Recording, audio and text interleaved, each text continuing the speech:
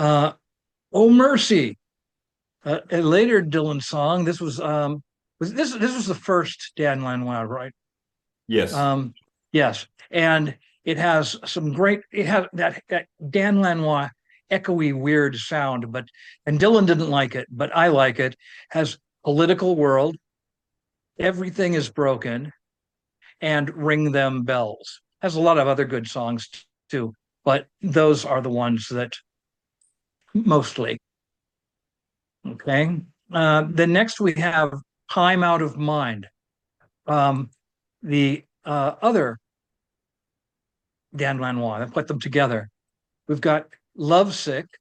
I'm sick of love. I'm lovesick. Yeah. Trying to get to heaven, a song that David Bowie did, in my mind, an incredible version of. But then, you know, David Bowie is one of those people that I like as much as Dylan. Um, and not dark yet. Dylan had been having health problems, and trying to get to heaven and not dark yet are both songs that um, reflect that. And then Make You Feel My Love, a song that Adele did and Luca Bloom did before she did. But I mentioned that Dylan can write some absolutely gorgeous love songs, and we don't tend to remember them that well. And then modern times. Um, I it was funny because when you were saying the songs that you didn't care for as much, the songs that I like the most were among those. Okay. Thunder on the Mountain, Working Man's Blues #2, The Levee's Gonna Break, and Ain't Talking. Those are my favorites from there. Ah, Rough and Rowdy Ways. Love this album. And I Contain Multitudes is, probably the best of the regular songs on there. There's also False Prophet and Black Rider. But then there's Murder Most Foul, which is Dylan's, it's his best super lengthy song since Desolation Row. And it's even longer than Desolation Row. Um, Street Legal. I really have grown to love Street Legal. Um, the but mostly, I mean, there's a couple songs. Changing of the Guards, one of my favorite Dylan songs that uses all this great tarot imagery. No Time to Think, Senor, Tales of Yankee Power, Where Are You Tonight, Journey Through Dark Heat. The production might be a little bit weird. I know that you mentioned, Gene, that it was remastered and supposedly it sounds better, but I never heard any problem with it. interesting. All right. I'll do my 15 through 11 now. Okay, so number 15, I have the Bootleg Series Volume 11, the Basement Tapes Raw. So I have this pretty high. Yes, it is the real McCoy. No, it's not my favorite basement tapes. I should, on paper, like this more because it's unadulterated. It's all Dylan. But I still prefer the first release, but it's still a revelation. I can't imagine, though, listening to whatever it was, the 5 disc version of this or the complete basement tapes. I love the basement tapes, but I don't want to hear all of them. I'm really happy with a 2 disc series like this. Uh, yeah, so there's some revelations on here, and I'll talk more about that. When I do my songs list, I think I can talk about the basement tapes in more detail then. But yeah, I should like this more than I do, but I have it at number 15 because if you like the basement tapes, you like the basement tapes, you ought to like this one too. Number 14. All right.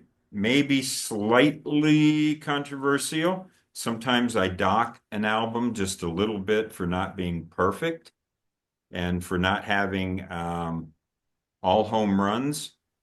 And I will admit I have a slight bias. I like folk music, but I'm not a folkie in the way I'm a rocker or a jazz person or reggae. Folk doesn't quite talk to me. I got the freewheeling Bob Dylan at number 14.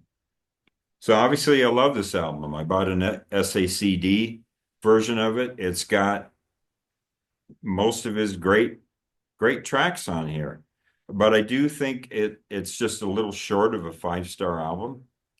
So that's where I've got it. And I just think he would get better after this. And I feel almost guilty putting it at number 14, but at 14, that means I really like this album. Let's see if I got any notes on what songs it is that let's see here. No, but I mean, there's just a couple tracks on here that are sub home run. All right. So I didn't give it 5 stars. And the same thing with my next album, which I give 4.5 stars to. My favorite sounding album, Desire, at number 13. I think this is my absolute favorite Bob Dylan album sonically. I love Scarlett Rivera's violin, Emmylou Harris's harmony vocals, and then you have Rob Stoner on bass. You ever listen to the bass playing on Desire? It is phenomenal. And the drummer, who is his name escapes me, but he and the bass player are just great. And then you've got conga players and percussion players. I just love that Western sound on here, that kind of Mexican Western kind of thing going on here, which is really greatly captured on songs like One More Cup of Coffee and Romance in Durango. You get that real landscape feel. You know, you were talking about how much you like Brownsville Girl. And for me, some of the songs on here, like One More Cup of Coffee, kind of capture for me what you like about that song, kind of a movie and a song where you kind of get all this imagery. And then, of course, Hurricane is brilliant lyrics. This was his collaboration with Jacques Levy. I always Yep. say his name Jacques Levy. It could be pronounced differently. But you do have, I don't think Joey's a great song. So I gave it 4.5 stars just because it's a little less than perfect. But I wanted to put this higher. This is just one of my favorite sounding Bob Dylan albums. I absolutely love it. Number 12, I have The Times Are Changing. So that's about right where you had it. I think you had it about number 13. I think this is his folkiest album with the most number of topical songs, and the title track is phenomenal. I mean, the title track is still relevant today. So I have this higher than some of his other early 60s material, so I really like it. Number 11, this is where I have Before the Flood. Yeah, it took a while for me to fall in love with this, but man, his singing on here. I mean, you can talk about the band, how great they are, and I hear all those great runs that Garth Hudson makes. They're fantastic. But Bob Dylan is singing his butt off on here. And this is my first 5 star album at number 11. I'm up to 5 stars now. I think Before the Flood is a perfect album. I have a copy on vinyl. I should have brought it out here. It's a promotional copy that I think you gave me years ago, Jim. And I only have 50 record albums, and I think I kept that one. Maybe I can't remember, but it's I used to play it on vinyl. Now I stream it. There are so many good songs on here. When you got a 5 star album, I don't know how to pick my favorites. You mentioned Most Likely You Go Your Way and I'll Go Mine. That's a great one. So I'm going to recap these. I've got the Basement Tapes Raw, the Freewheelin' Bob Dylan, Desire, The Times They Are Changing, and Before the Flood. 5 Dylan albums you cannot go wrong with.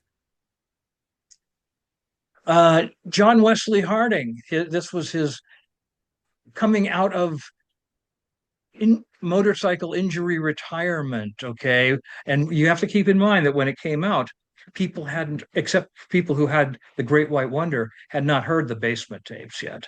But this was a real interesting album by Dylan, because it was Dylan sounding not country or folky, but Americana. And where did that come from? Well, it came from the band. You have John Wesley Harding. You've got the original All Along the Watchtower, which Dylan claims that after he heard Jimi Hendrix's version, he always started performing it differently. And if you listen on Before the Flood, you can hear that. The Ballad of Frankie Lee and Judas Priest, and then I'll Be Your Baby Tonight, which is sort of kicking off towards Nashville Skyline. So that is John Wesley Harding. By the way, a little bit of trivia about John Wesley Harding. I don't know if it's true or not, but I have seen it, but it could just be a little bit of touch up, digital touch up. Supposedly, if you look at the tree in the background really Oh, close up, it's the Beatles, it's the four Beatles. yeah. Um, and you can Google that, and it really does look like the Beatles. But then again, you know, it's sort of like looking up at the sky and in the clouds seeing animal genitalia. It's that kind of Oh, I thing. once saw Albert Einstein in a torta. Oh, okay, all right. So I saw a torta in Albert Einstein. Oh, wow. Yeah. Okay. Um, and then another side of Bob Dylan. 9, that's number 9. That's number nine. Number nine. Number nine. You want me to go down through seven, right? Through 6. Through six, right? 1, 2, 3, 4, 5, 6. Okay, that's nine. Um, or no, that's eight, I think. Let's see. 1, 2, 3, 4, 5, 6. There's my 6. 7, 8, 9. That's nine. Another side of Bob Dylan. And the ones from there are the songs. Hold on just a moment.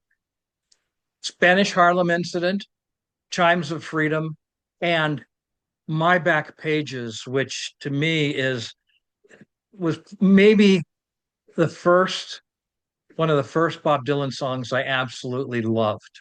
Okay. And then we have number 8, Bringing It All Back Home, which is the one that has the most indispensable songs, but it begins with Subterranean Homesick Blues, in which Dylan invented rap music. Love Minus Zero, No Limit.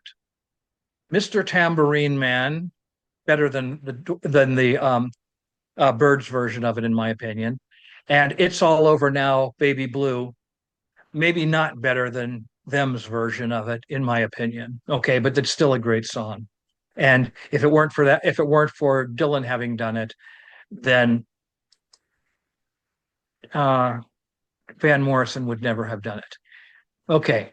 And here's number 7, the Freewheelin' Bob Dylan. I agree with you, Gene. It is more of a seminal album for what it is than for how it sounds, but it does have Blowin' in the Wind, Girl from the North Country, Masters of War, and A Hard Rain's Gonna Fall. So, this is definitely an essential album. And now my number 6, and then we'll have 5 left to go. My number 6 is Infidels with Wow. with Joker Man is such an amazing song. I've posted it on Facebook. I've shared it a number of times. The lyrics to Joker Man are great, and the song itself is great. And everything about it, the music, the lyrics, to me, it is the first real Bob Dylan comeback after, probably after Changing of the Guards. So Changing of the Guards was 1978. Joker Man was 5, 6 years Street later. legal, you mean, yeah. What's that? Street legal is what you mean. Yeah, but I mean the song. Oh, the Um, song. Okay. yeah, the song. Joker Man, and it was the first truly great Oh, song okay. that Dylan did since Changing of the Guards. And then we have Love. Oh, no, that's it. Infidels. So Sweetheart Like You and Neighborhood Bully. And Neighborhood Bully, it seems to be about Israel. Dylan making an indictment of them. Okay, that's all but my top five. Okay, excellent. Wow. Okay, so I'm going to do my 10 through 6. So number 10 for me, and I've got a copy of it here. I know I got a copy of it here. Where is it? I know I've got it here. Where did I put it? Here, let me grab it real quick because I want to show it.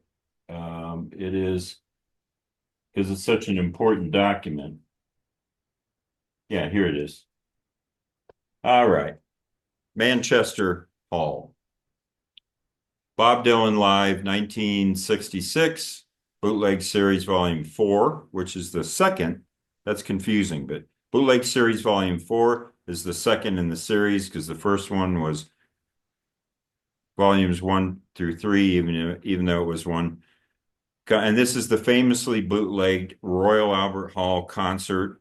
You talked about it where they yelled Judas and he says you're a liar and the whole bit. We've talked a lot about this so far. The sound is stellar. But one of the things that I wanted to remark that we haven't talked about with this album, I'm just asking the question. I'm not saying this definitively, but is this Bob Dylan's best harmonica album? I think it may very well be. If you just play this and listen to nothing but the harmonica, it is excellent on here. I absolutely love this. Perfect document, Manchester Free Trade Hall. This made my top 10, Bootleg Series Volume 4, and this is my highest rated album in the Bootleg series. I don't think there's anything more I can say about it. Maybe the most heavily bootlegged album of all time. All right, at number 9, I have Love and Theft. But these are all 5 stars now. Mississippi, Summer Days, Lonesome Day, Blues. You've got Floater, High Water for Charlie Patton, Po Boy. I really love these songs on here. The fact that he would release this album in 2001 and it would make my top 10, I think that's amazing. So how old would he have been? He would have been 7? No, 60. He was 60, 61 when he, 60. I think he was 60 when he, no, that doesn't sound right. If this came out in 2001, he was born in 40, I don't know, I've lost. Anyway, he was in his 60s when he recorded this. I might be better at math than you, Jim, but I'm not perfect. That's for sure. But these are great songs, and he's the producer now with this. I think that's an important thing to point out here, is that with Love and Theft, this is produced by Jack Frost, and that is his pen name or alter ego for the producer's chair. And he does a great job. I love a lot of the other producers that have worked with him, DeVito and Lenoir, and all these different people, Tom Wilson, Bob Johnson, all the people over the years they've worked with him. But Dylan's just got this straight, clean sound that really works well on here. So kudos to Bob Dylan for a really well produced album, Love and Theft. Love it. Number 8. Okay, here's an album I have not talked about yet.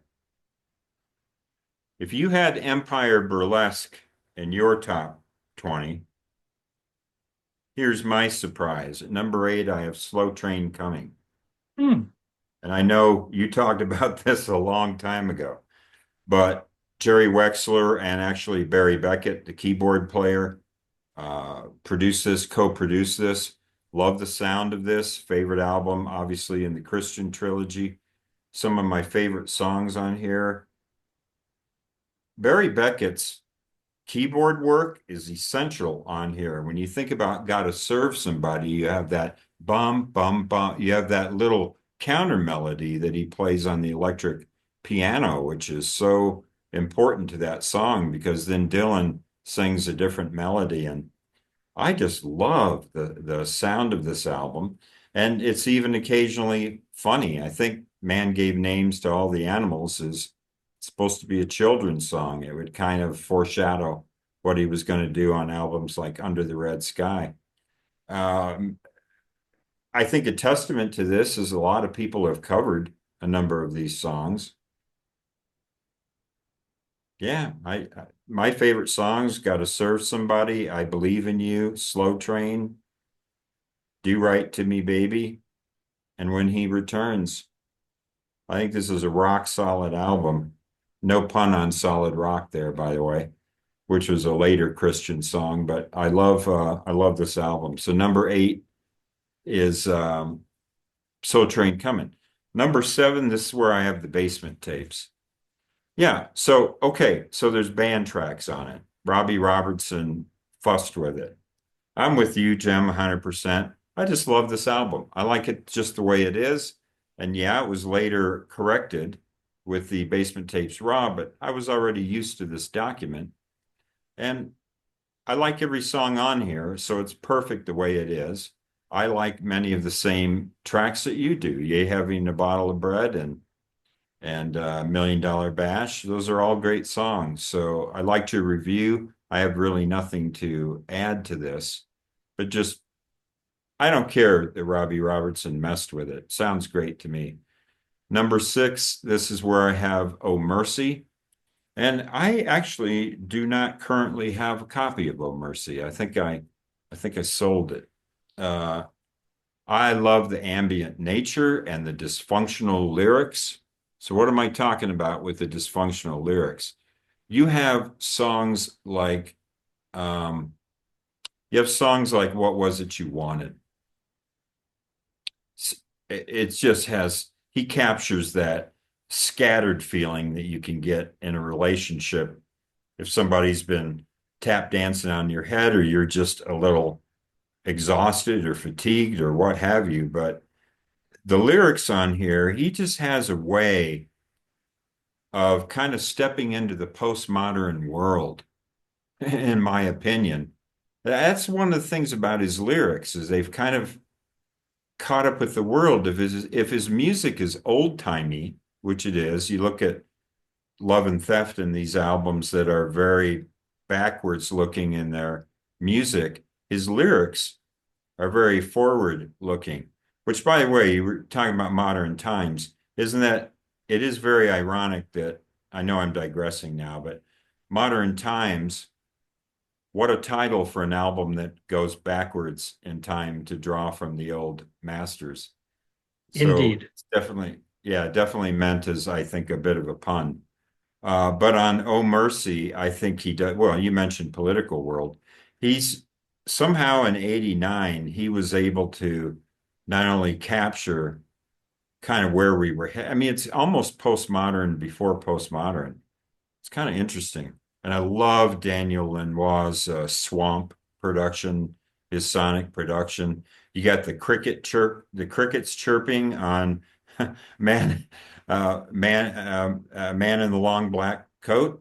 Is that the right Mhm. title? The Man in the Long Black Coat. It opens with crickets chirping down there in New Orleans, and then you've got some dobro on here, which I don't hear on Dylan albums very often. Really cool production and wonderful harmonica. I I think Dylan's playing really good harmonica on Oh Mercy.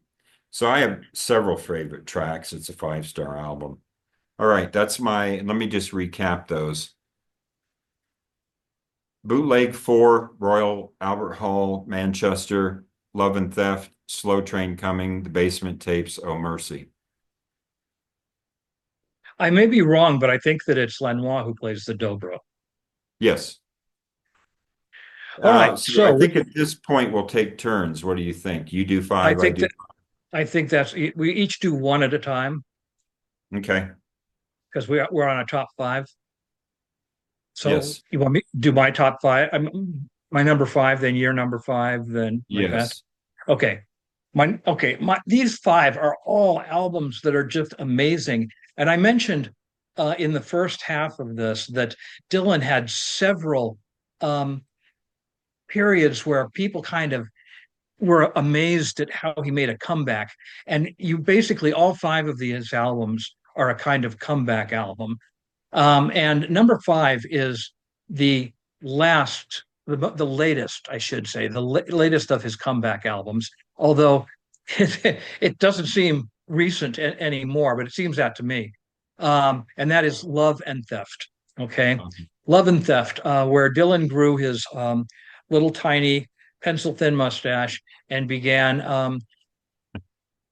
doing oldie stuff, but it was not oldie stuff. It's just looking backwards, as you said, Gene. Um, Tweedledee and Tweedledum, which we look at the title and it sounds like it could be one of those silly tracks from Under the Red Sky, but it's not. Um, then Mississippi, one of the best songs he's written in the last 20 years, Mississippi. Um, been in Mississippi way too long. High Water for Charlie Patton and Sugar Baby. And those are just four of the amazing songs that are on this album. Every, every song is worthwhile. Okay. And now we get to an album that I Well, no, absolutely don't. love. We're Oh, taking no, no, turns. no. Yeah, yeah. You're right. Thank you for stopping me. Thank you. Okay. Thank you. As my father used to say, are you ready for this? Hold your horses. Hold your horses. Boy, that really goes back. Okay, I'm with you. These five are just fantastic. And I could have put them, I really could have put them in any order. Any order. Now, there are people who would be upset by my placement of this album at number five. Yeah, people who would be upset. But it's number five, and it's 5 stars. It's Blonde on Blonde. Love this album. It's a perfect album. But it's just that I have four that I like better. And I have the SACD copy of this. It's absolutely fantastic. I mean, what can you say? Everything's been written about it. My favorite songs, I like Rainy Day Women, 12 and 35. Visions of Johanna. Stuck Inside a Mobile. Most likely you go your way and I'll go mine. Those are probably my favorites. But yeah. And hey, I wonder why, you know what? There is a disc missing. Holy moly. Where is my second disc of Bob Dylan, Blonde on Blonde? No, I think it's all on here. I think it's all on one. There must have been a bonus disc on here. Anyway, I'm panicking. But I think this fits on a single CD, but It Blonde does. on Blonde. Mine is on a single CD. Yeah, okay. So I wonder why there's two. That's kind of weird, huh? There's two. Yeah. Huh. I don't know what that's about. Anyway, I panicked and I thought because it was a double album, I thought I was missing a disc. But I have everything here. You cannot say enough. Let me just tell you what I wrote. Combines surreal images with hard-hitting relationship lyrics. Not always, but you've kind of got that thing that he started with another side of Bob Dylan, where he started singing more personal songs, but then he was doing this kind of beat poetry, Ginsberg, Kerouac kind of thing, with bringing it all back home and Highway 61 Revisited, and he kind of combines that a little bit more on here, where I just really like that. The instrumentation also. When I listen to this album and I try to imagine these guys playing in the studio, one, two, three takes on some of these songs, I'm like, how did they get that sound? Like on Visions of Johanna, there's this really interesting and weird guitar and one channel and then you've got the police siren, you got Charlie McCoy playing trumpet, you got a trombone player, you got the sort of Salvation Army thing going on with Rainy Day Women. I, I don't know if it was just a bunch of late nights and drugs or what, but he recorded it in Nashville, and I understand that a lot of the musicians didn't want to partake in the drugs either. So there's this sort of Nashville meets where Dylan was at the time. And what I'm trying to say is it's lightning in a bottle. Blonde on Blonde is a lightning in a bottle. I don't think he or anyone else could make that. Dylan has famously said he could not write the songs that he used to write because he doesn't know who that person is anymore. And I understand that perfectly. Blonde on Blonde, lightning in a bottle. Your turn.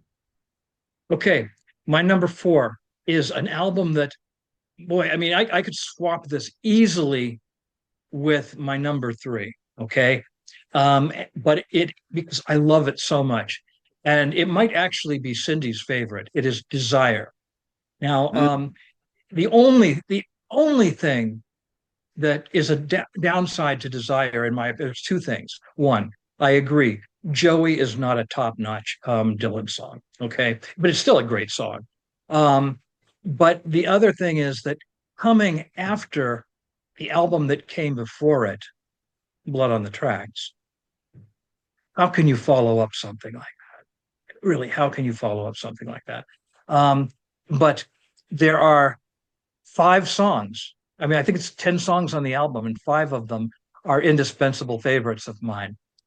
Hurricane, uh, Isis, One More Cup of Coffee, which, had a great song, Romance in Durango, and Sarah. Sarah, thank Okay. you. Yeah. And there's so many others. I mean, um, like Black Diamond Bay is one of those weird, funny story songs. There's all these different people doing weird things while a volcano is erupting. And the story is just like, Dylan, how did you do this? How can you fit such so much in 5 minutes? And then there's Oh Sister, and so it's just from except for the only if I had to dump one song, it would be Joey. Okay. Okay. And then Um, put yeah, then there's a good replacement for that. Not not Golden Loom or Catfish. There's another outtake from that album that would have been perfect there. is I it's can't not remember the title. catfish? No. No, I don't think so. I'm trying to think what it was. Anyway, I've spaced it out. But yeah, you could have. There were some outtakes. Probably could have made an even better album. Did I cut you off? No, no, no. I was just wrapping it up. Okay. That is my number four. Could be number three. I love Desire. Yeah. I just subjectively docked it for that one song, but I'm with you though. Sometimes like if there's only one song on there that's not perfect, do you just give it a pass? Yeah, it's that would be the way to do it. All right. Number four for me. And let me just make sure I'm going off memory now. Okay, so you had Desire at number four. I also have an album that's not from the classic 60s period. And this is where I have Time Out of Mind. Uh, God, I love this album. I just can't say enough about it. I like it even more than Oh Mercy. Lovesick. How about Standing in the Doorway? Great track. Trying to Get to Heaven, Not Dark Yet, Make You Feel My Love, and Highlands. Love Highlands. Every track on here I love, and it's interesting. Yeah, he was upset with Daniel Lanois. So what did he do? He worked with him again. And then he got upset with him again. Didn't like his vocals on here. I think Time Out of Mind is perfectly produced, as I mentioned from the bootleg album that tried to did the new remix. I like this mix just fine. And yeah, and you know, Lovesick is classic Dylan where he reverses. He likes to take two words and play them off each other. Mhm. You know, lovesick, I'm sick of love. Yeah. That way that he turns a phrase like that, that's so classic Dylan. But sonically, I don't know, it's everything. It's good singing, good playing, good production, good everything. Perfect album. Number 4, Time Out of Mind. Okay, my number three, which is the one that flips flop back and forth with Desire, but it has to be number three. And I agree with you, Gene. That is Blonde on Blonde. Okay. Now, the thing about Blonde on Blonde is for some reason it took me longer to get into Blonde on Blonde than in Mhm. the next one, my number two. But once I did, once it worked its mojo on me. And the thing is, you were talking about the sound, and I was kind of hoping that you wouldn't say what Dylan called it because I wanted to say what Dylan called it, and that he said he could never get it again. He called it that thin, wild mercury sound. The thin, wild mercury sound. And that's it. It's like magic. So the songs there I like the best are Visions of Johanna, which is some of if any of you who are watching this doubt that Dylan should be a Nobel Prize winner, go back and either listen to Visions of Johanna or just look up the lyrics. Okay. And I'm going to point out a particular lyric from it when we talk about our favorite Dylan songs. But that is, it's just an amazing song. Visions of Johanna. And by the way, if, you know, I did a little bit of research. I didn't do deep research, but I may be wrong. But it seems to me that the name Johanna never existed until Dylan wrote it. Joanna, yes, but not Johanna. He's doing a play on words, I think, with Gehenna, which is the underworld, the realm of the dead. Um, Mhm. okay. And by the way, I had a student, her name was Johanna, and I asked her, I said, "Do your parents like Bob Dylan?" She said, "Yeah, very much. That they named you after one of his best songs." Um, I Want You, which is really a cool song. And Bruce Springsteen on an early bootleg did a great version of I Want You. Stuck inside of Mobile with a Memphis Blues again. What you called his wheezing sound, I call his Count Dracula. Whoa, mama, can this really be the end? To be stuck inside a Mobile with the Memphis Blues again. His Bela Lugosi, just like just like a woman. Is it misogynistic? Yeah, probably so. That doesn't change how great it is. And then Sad Eyed Lady of the Lowlands, which is a beautiful, beautiful song. And it takes up one entire side of the two record set. So, number three, Blonde on Blonde. I have heard many covers of Just Like a Woman. And one that I listened to because we're going to be doing 30 cover songs. And spoiler alert, I did not put it on my 30 cover songs, but it did make me rethink the song. Roberta Flack did a version of Just Like a Woman, and the she changed it to the person, she changed it to first person. Hmm. I break just like a woman and this kind of thing. And it totally changed like my whole view on the song. You were talking about it being misogynistic, maybe, but she does the song as a woman in first person and it erased all of that. It it was Um, amazing. Van Morrison's live cover of it that was almost released as a single from Um, the Pacific High Studios is slightly homophobic because he says, "Why is this queer in here? Ain't it clear?" really? I Yeah. didn't notice that. All right. So my number three,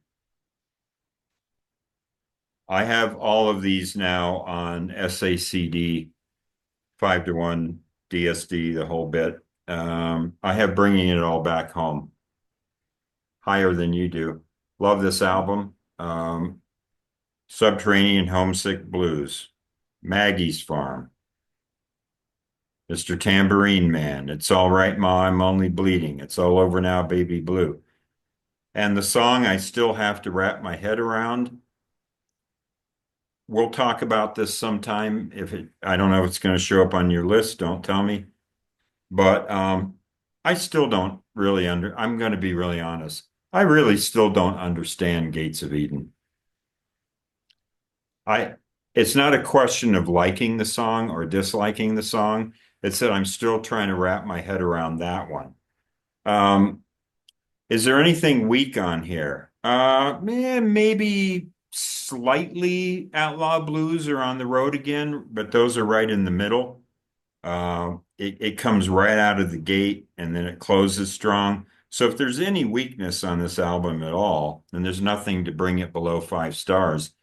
But if there's least favorite tracks on here, at least they're tucked in the middle, which is great.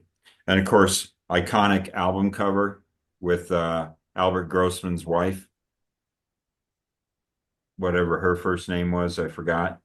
And Mrs. Grossman. yeah, Mrs. Grossman. What? Mrs. Grossman. Her first name was Mrs. Oh, okay. And yeah, oh, there's a picture of Joan Baez on the back. I didn't notice that before, but man, this is great. So this is the first full band album. Some tracks are acoustic, produced by Tom Wilson. This is a fantastic album. Number three. Okay, my number two is many people would consider it Dylan's number one album. And for me, it is the album that caused me to start loving Dylan. And that is from 1965, Highway 61 Revisited. Um, it's an amazing album, start to finish. There is not a weak track anywhere on there. Um, my favorite songs are Like a Rolling Stone, which is, possibly the greatest rock and roll song ever written. Um, and I amazed my students by simply reciting the lyrics to it from beginning to end. Um, Wow. and and then Tombstone Blues, which is, you know, another one that's really, really funny. And Highway 61 Revisited. I would use this with my students when we would do our Bible overview. This was AP literature. And I would get to um, Abraham, and I'd say, God said to Abraham, kill me a son. Abe said, man, you must be putting me on. God said, no. Abe said, what? God said, you can do what you want, Abe, but next time you see me coming, you better run. Um, Abe said, where do you want this killing done? God said, out on Highway 61. Great, great lyrics. Um, and I love the whistle, the whatever that sound in the movie. The latest movie, it shows Dylan playing it, but I think it was actually in real life. I think it was Al Cooper playing it. Oh, Um, okay. just like I don't know that for sure, but I think it might be just like Tom Thumb's Blues, another one, and then the brilliant, brilliant, devastating Desolation Row, where Dylan proves how totally literary he is. And somebody did a painting, and you can probably still find it on the internet of every single thing or person mentioned in this lengthy song, Desolation Row, is pictured in this painting. It's just really great. You've got Ezra Pound and T.S. Eliot in the Captain's Tower, and they're all there. And it's like Where's Waldo for Dylan geeks. So love that. I listen to the song now and I go through the picture. So that's my number two. Could easily have been number one if it weren't for the other number one that I have. I'm the same with you. And, you made me think a couple things. One thing, when you're talking about T.S. Eliot, and earlier, what was the song you were talking about? Tarot cards. Oh, Changing of the Guards. Right. So I did a deep analysis when I was in college or at the university on the wasteland. And Hmm. there's a lot drawn from tarot cards in that. And so I just thought I would make a connection, connect the dots between Desolation Row and Changing of the Guards. There may be a T.S. Eliot thread through those two songs. Um, but I didn't know that Changing the Guards had tarot imagery in it. So now you're going to make me rethink that. Yeah, go back and Um, look at it, and you'll see how many there are. and what was the other thing you said? You were talking about,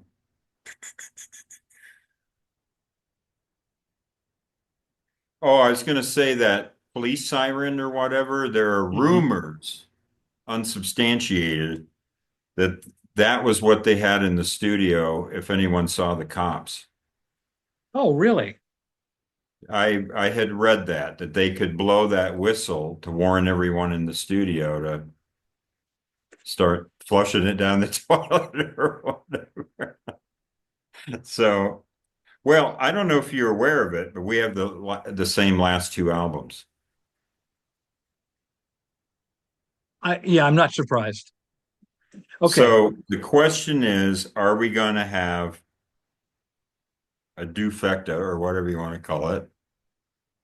Are we going to have agreement or not? Which one do I have at number two? That's why I was telling a couple stories so I could create some drama. My number two album is Highway 61 Revisited.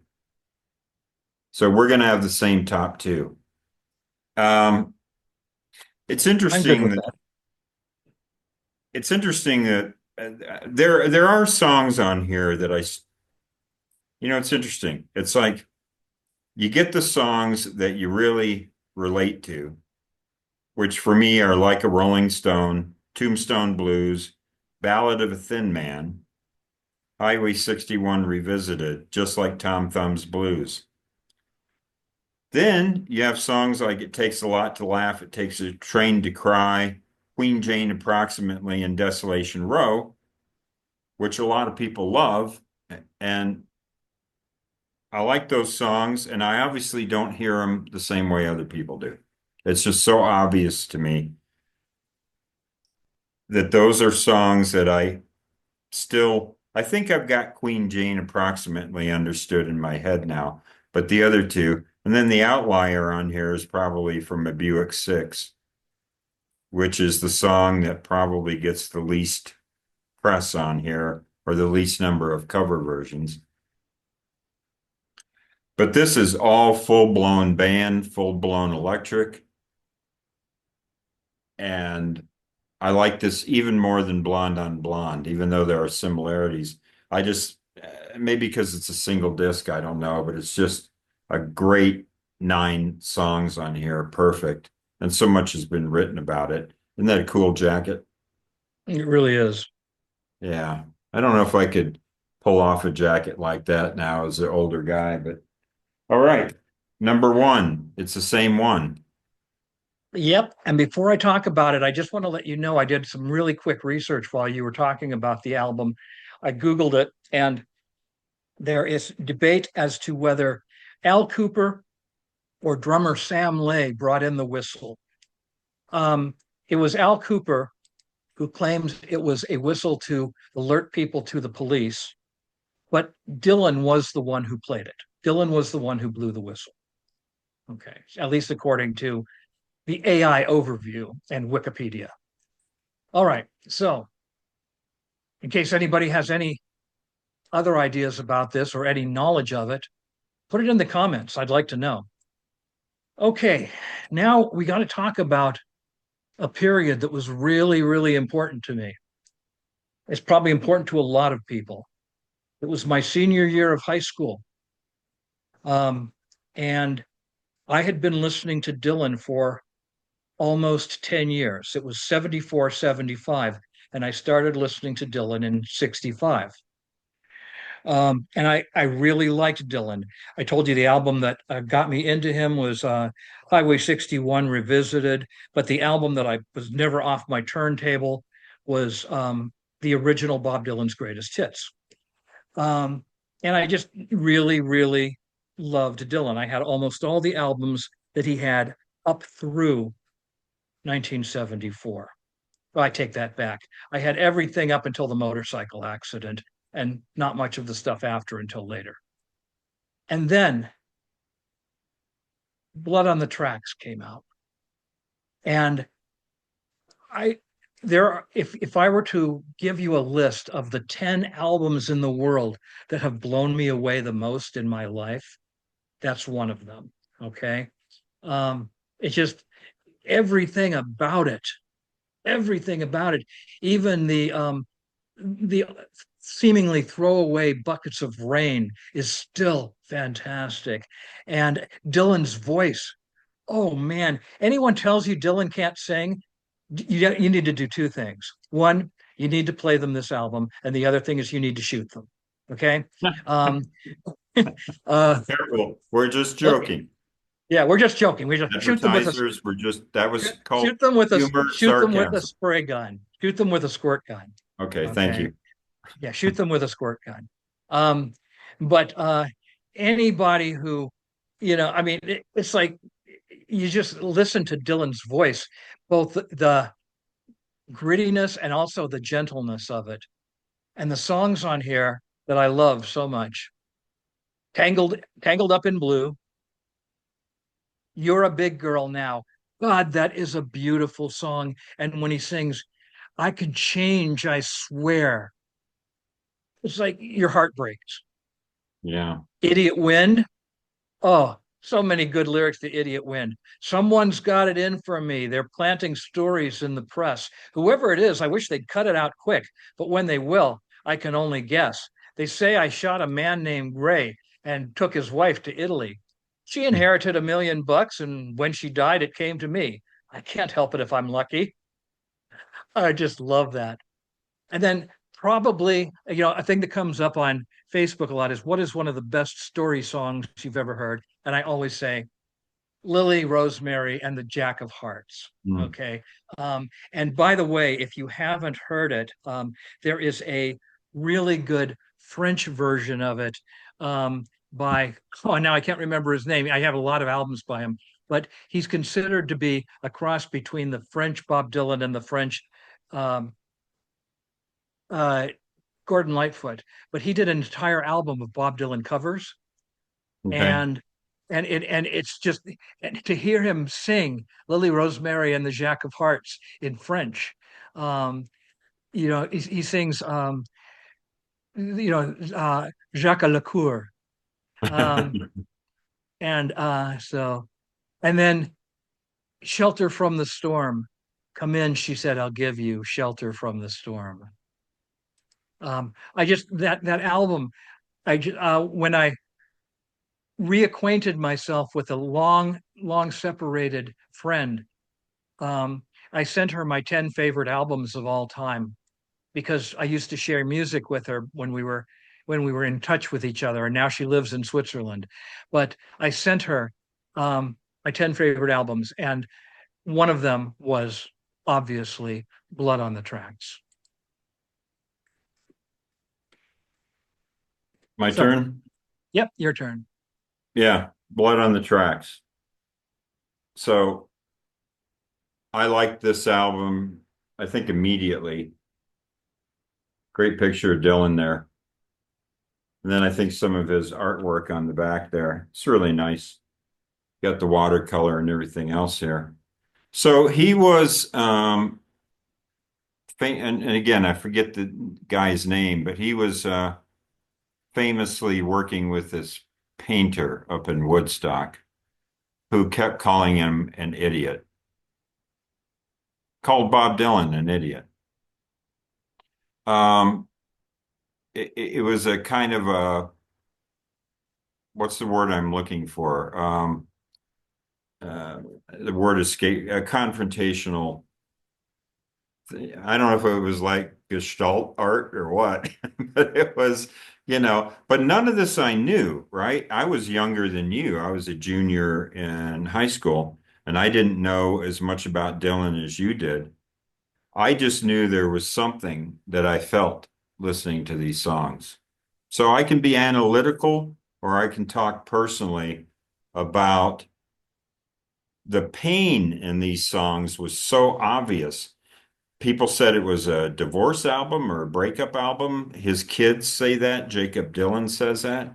I don't necessarily, well, I don't argue with it. I don't have any argument with that, but I don't always hear it. I don't always hear his breakup as I would say a song like Sarah, Scorpio Sphinx in a calico dress. Don't ever leave me, you know.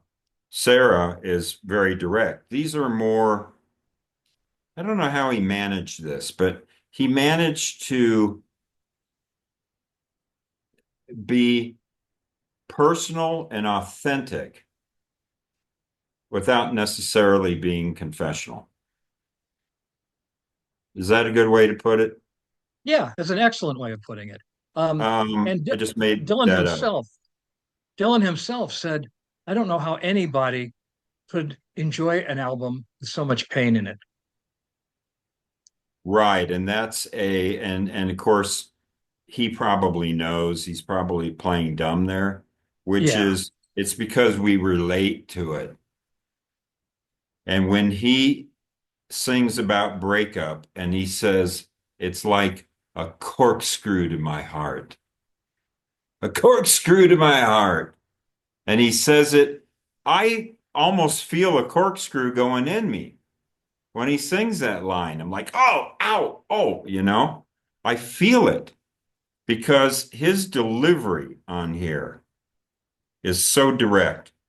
And somehow, he had always, as brilliant as he always had some kind of affectation. It started with the debut album because he was so enthralled with Woody Guthrie and he was doing this kind of hick voice. And here's a guy from Minnesota, from Duluth, Minnesota.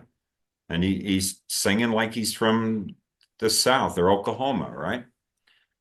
He always had a little affectation. Blood on the Tracks comes along.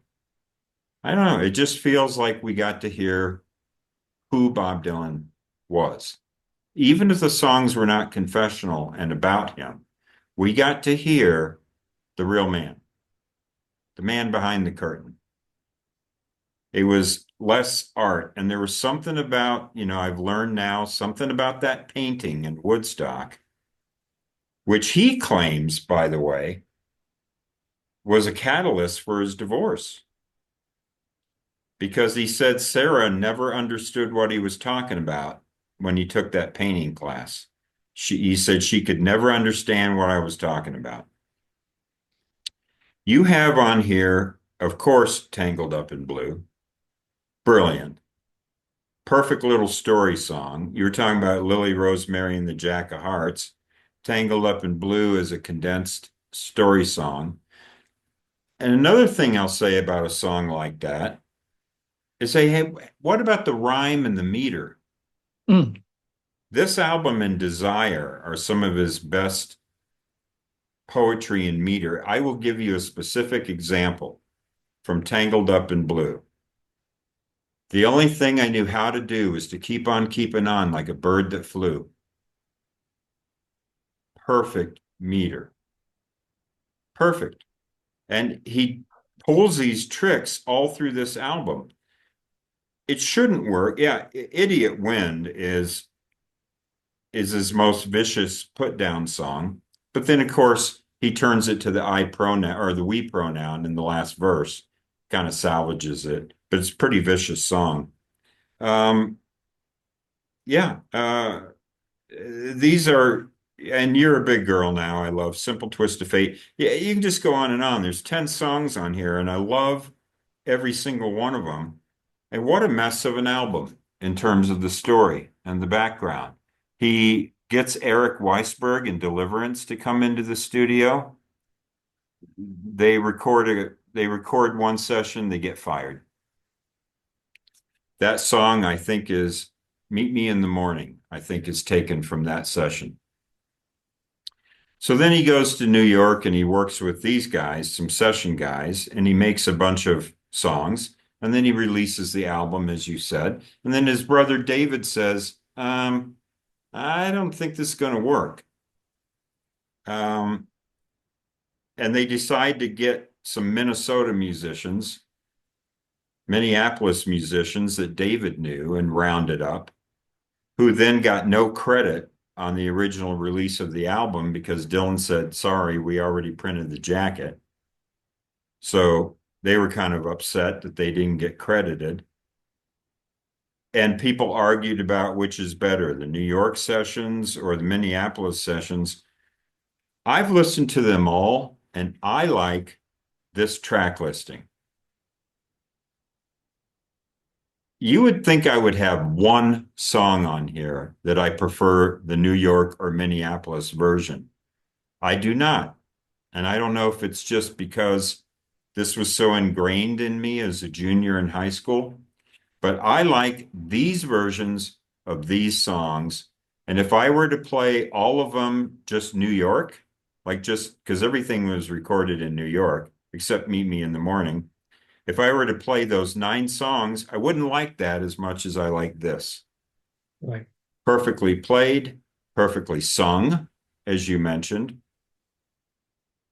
perfectly produced, great artwork, great lyrics, great poetry, great delivery. I have absolutely no criticisms of this album whatsoever. And yet on paper, it shouldn't have worked because it was recorded with 3 different groups of people in 3 different studios, and it doesn't sound like it. Some people criticize this album for sounding not sloppy. What did they call it? Like a rehearsal. There were critics who said this album sounded like rehearsal tapes. I don't hear it, but maybe it's because I'm not a musician, but I love the acoustic guitars on here. They're beautiful. Well, Jim, we have the same top 2. That's Isn't awesome. Deliverance, aren't they're on the Minneapolis recordings, right? No, Oh, they're on the New York recordings? before the New York. They were the first session. Okay. And he only Uh, salvaged one. So there were actually 3 sessions. Before Minneapolis and New York, there was the Eric Weisberg session. right. I And he would like took to from all 3 sessions. It's I'd like crazy. to I'd like to point out that the artist I was thinking of, whose name just slipped my mind, Francis Cabrel. Okay, Francis Cabrel, my favorite French singer, recent singer of all time. You could actually throw in a little bit of um, French Jackson Brown in there, but he loves Dylan. He's been around since the 70s and he's like a superstar in France. But his version of Lily Rosemary and the Jack of Hearts is called Lily Rosemary et les valets de cour. Les valets de cour, the Jack of Hearts, the valet of hearts. And then he has an album called Vis le ciel, which means reach for the sky. And it's all Dylan tracks that he does in French, and he translated them. And he does a really great Blind Willie McTell on there. So you should check it out. If you like French stuff, you should really check out Francis Cabrel. I think you can find him on Spotify just fine. Okay. So to the viewers, couple notes. One is hit that like or subscribe button. It really, really helps. Yep. Hit that like or subscribe, bells, notifications, all that. Hey, maybe you're on your phone. Maybe it's difficult. Do me a favor. It helps the algorithms. It's really important. There you go. Thanks, Jim. So, and I have a Patreon page. You can support me there if you choose, for free or for a couple bucks. It's up to you. Um, yeah, and the other thing is talk about the future here. So what Jim and I are going to do is we're going to do our 30 favorite Bob Dylan songs ranked. And we'll give you the versions that we like because sometimes we might pick an alternate take or a live version or something like that. Anything goes. We can pick a movie song. Anything goes. And then we're going to do our 30 favorite cover versions of Bob Dylan because Bob Dylan has got to be the most heavily covered artist with the exception of the Beatles and maybe even more than the Beatles. I think Everyone more than does. the Beatles. I Yeah. think it's more than the Beatles. So there are probably more versions of Bob Dylan songs. And of course, some people who still argue that Dylan can't sing will often prefer. I mean, it started from the beginning, right? Peter, Paul, and Mary did a version of Blowin' in the Wind. Albert Grossman, very smart man, had Dylan record it and Peter, Paul, and Mary record it. And he was the manager for both artists. Win-win. And that started this whole thing of covers because Dylan got covered. He got covered before he got uncovered or whatever I want to say. He got, Right. before he even could release Blowing in the Wind, I think it was rushed to the charts. So we're going to do that. We're going to do our 30 favorite Bob Dylan cover songs. We may do it in one recording. We may do it in two recordings, depending on how much time. But I think we're going to probably try to do it in one shot if we can. We'll record that next week. This is a Tuesday. We'll do that next Tuesday. And then after that, I was going to do a poll, but we don't really have enough people to do a poll. So we just picked David Bowie for our next discography. And we're going to do about 43, 44 of his albums and rank them. We will then do our 30 favorite David Bowie songs, and then we'll figure something out for a third video. Jim and I haven't talked about it yet, which we can talk about off camera. But for right now, I'm going to say thanks for viewing. I know it's a long video. Thank you all. Thanks, Professor Gumbo, for staying and hang on for a couple minutes. And thanks for doing this with me. It's wonderful. And thank you to all the viewers. Let us know your comments. We really appreciate it.